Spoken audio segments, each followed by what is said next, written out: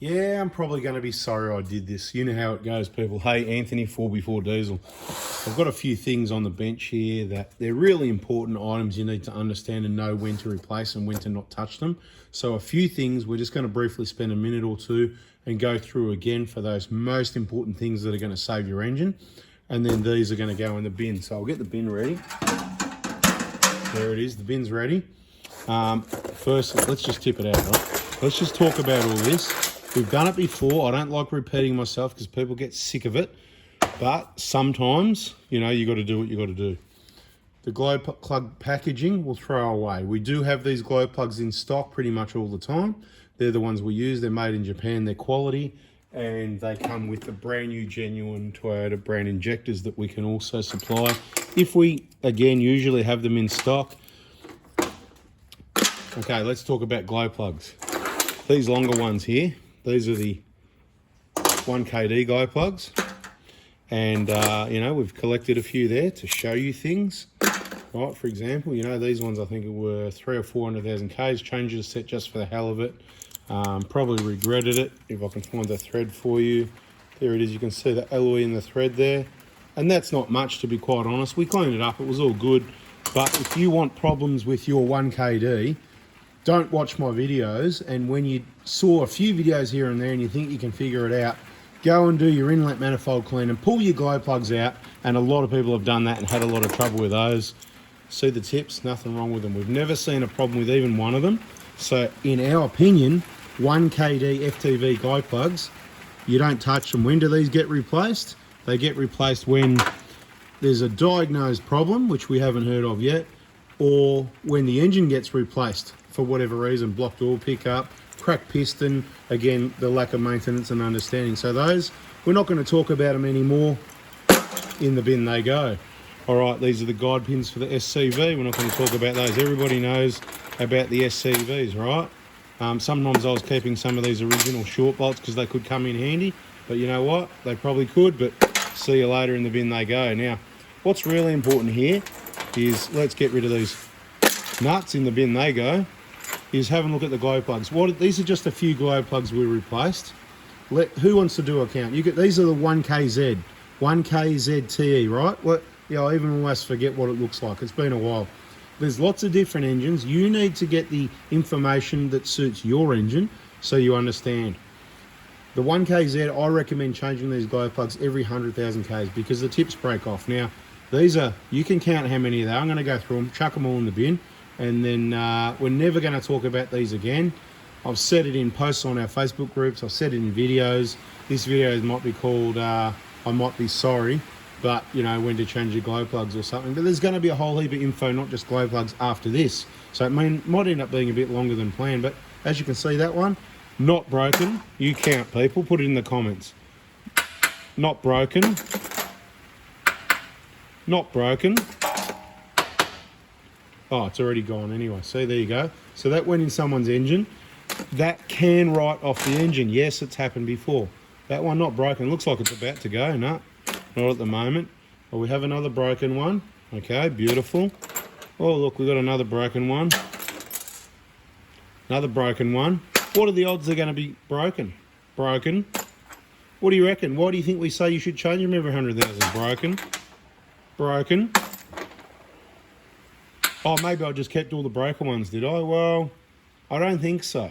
But if I did, it's quite a lot of broken ones compared to the 1KDs. Seen a lot more 1KDs than 1KZs in here. Right? Not broken. Not broken. That's a broken one. That's a broken one. So don't forget your 1KZ thinking it's bulletproof and all. Every engine is awesome. Every engine has its pitfalls. There's one not broken as well. A couple of not broken ones. Let's start doing two at a time. There's two already broken, right? See you later. All right. A lot of these people have been lucky. That is correct. Sometimes it fails thousands of kilometres later, years later. So just be aware of that. Well, there it goes. That one. So that if it comes off like that, you know, so one wasn't broken, but it was about to go, if you like. And of course, the lucky last. So how many were there and how many were broken, and anything in there that we need? Oh no, there's another tip there. Oh, there's a couple of tips. So these are ones that fell off when we put them on the bench type thing. 1, 2, important video, you're never going to see it again. No more 1KZs, they're too old for me. All the information's in our videos to teach you what needs replacing, when it needs replacing, and why, and all that sort of thing. So I suggest you subscribe and turn the bell on. Okay, what else have we got on the bench we're going to get rid of? Here we go, map filters. We've been there, done that to death as well. So we're just going to do it one more time for the new people and the people that missed it. You can go and have a look at our playlist. It's an easy way to find things, right? Map filters. Why did we change map filters, right? We actually kept a bunch of ones that we thought, you know, oh, these ones are pretty good. Guess what? See you later, in the bin they go. These ones, yeah, it looks pretty good. It's even in a bag, right? See you later. Okay, why do we change these? Well, you can see we've cut a couple open. You can see one's fairly clean. One's fairly... We've cut 3 open, actually. It's all got to come back to me. If you've been watching the videos, you probably know more than me. Let's bring all the cut ones open over and I'll tell you what's happened here, right? Tell you what's happened. Let me get the internals of them as well. And I know the story. I do know the story. Right, so all these ones, why do we change them? Well, one reason is because they all crack at the bottom. See that? Right?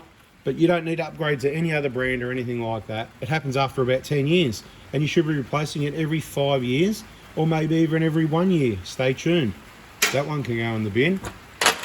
These can go in the bin. See you later. We won't be talking about wasting our time or yours talking about these ones. Again, hopefully I've got all the right ones left over. Now, what do we got here? Got a few by the looks. That's a top. That's a top, that's a bottom. Let's get it all around the right way. And you can probably see if I sit them around the right way. Let's get in there a little bit for you. Here we go. How about that, right? There you go, a little bit. All right. Tell you all about these. All right. Okay, so I could pretty much put in matching sets for you. You can see that filter. That's the internal element from the map filter. Okay? Now this one would probably go with that one. And that would probably go with that one. And that will go with that one. Now I'll tell you what they all are. Many years ago, a long, long time ago, in a faraway place, not really, just right here, what we decided to do, besides them being cracked, let's see if these ones are cracked. Yep, see how cracked it is?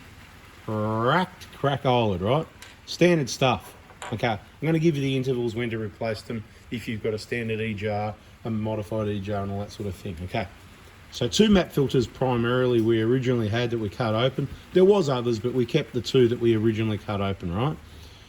This one is cut open as per it came off the vehicle, right? And you can see it's black stained in there, black stained in there, black stained on the element, and we're not talking about that one anymore. See you later. Why? Standard E-jar system. We've explained it in the E-jar information playlist. All that black soot in your intake from your E-jar system, and of course vacuum from your intake system going to the map filter. Very important to have it filtered. That's why Toyota put the filter in place. But it all gets blocked up. What happens when it gets blocked up? Like all other filters, it's not going to give the right amount of air or the right reading to the sensors in this case, right? So I'm just comparing to air filters and, you know, MAF sensors and stuff like that.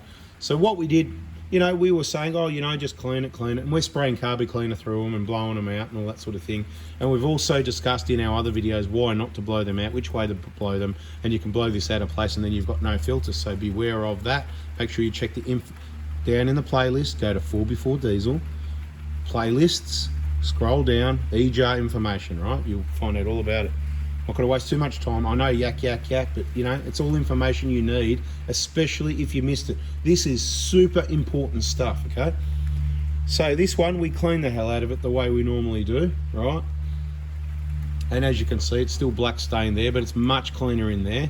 But this is the way the element came out. It's not that exciting, is it? It's a bit cleaner, but it's not that exciting, is it?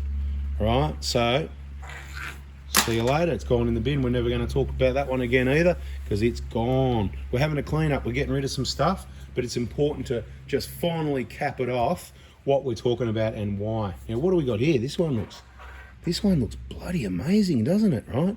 So what I said to people was, cracked?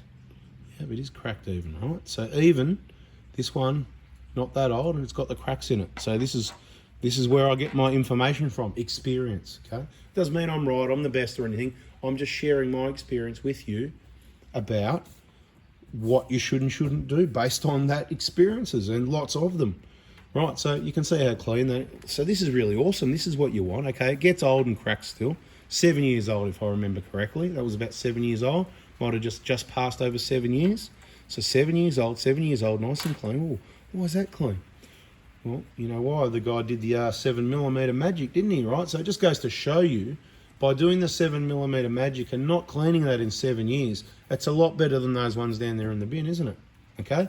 So you know you don't need to clean it. You know you don't need to blow air through it. So then you're not going to risk pushing this out of place because it does sit down. Well, I sort of cut right where it sits, to be honest. So we can't. Oh, hang on. Yeah, we pretty well. I think we did actually. But anyway, so it sits in a place. You can see these where it gets retained by. See those 4 marks? 1, 2, 3, 4. You can see where it gets retained. Basically, if you push in the middle, it can sort of fold out of place and be out of place, and then the air will come around the outside. Therefore, it's not a filter anymore. So if that's 7 years old and it's cracked, that's probably the youngest one I've ever seen cracked, and that's fine because my recommended interval is change that MAP filter every 5 years, okay? That's if you've got the 7mm solution in place. We're not talking about whether you should or shouldn't, whether it works or not, how much it is, whether you buy it from kaon.com.au or not, whether it's legal. I'm not talking about that. I'm just telling you 7mm works. If you've got that, then this stays clean like that. We don't need to talk about that anymore. All right, what else have we got? Does everyone understand? Right? Hope everyone understands. If you don't, that's why there's playlists. This video will go in the eJar information playlist also. And you know what? It's long enough already, so I'm going to call it at that. We've got more stuff to clean up. If you want to see more clean up stuff, more information, subscribe, turn the bell, and we'll catch you on another video. Thanks for watching.